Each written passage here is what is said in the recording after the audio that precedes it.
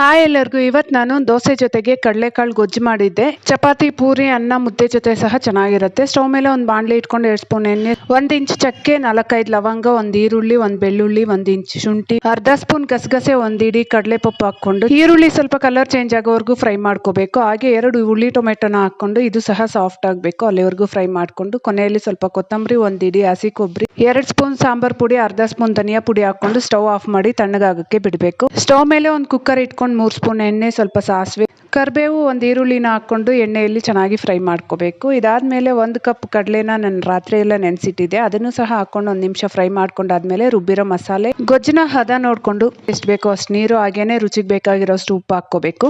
ಈ ಗೊಜ್ಜನ್ನ ಸ್ವಲ್ಪ ತೆಳುವಾಗಿ ಮಾಡ್ಕೊಂಡ್ರೆ ಅನ್ನ ಮುದ್ದೆ ಜೊತೆ ಚೆನ್ನಾಗಿರುತ್ತೆ, ಸ್ವಲ್ಪ ಗಟ್ಟಿಯಾಗಿ ಮಾಡ್ಕೊಂಡ್ರೆ ದೋಸೆ, ಪೂರಿ, ಚಪಾತಿಗೆ ಚೆನ್ನಾಗಿರುತ್ತೆ. ಈಗ ಕುಕ್ಕರ್ ಮುಚ್ಚಳ ಮುಚ್ಚಿ 3 ವಿಷಲ್ ಕೂಗಿಸ್ಕೊಂಡ್ರೆ ಗೊಜ್ಜು ರೆಡಿ ಆಗೋಗುತ್ತೆ. ಇಷ್ಟ ಆಗಿದ್ರೆ ವಿಡಿಯೋ ಒಂದು ಲೈಕ್ ಕೊಡಿರಿ, ಹಾಗೆ ಚಾನಲ್ನ ಸಬ್ಸ್ಕ್ರೈಬ್ ಮಾಡಿ ಸಪೋರ್ಟ್ ಮಾಡಿ.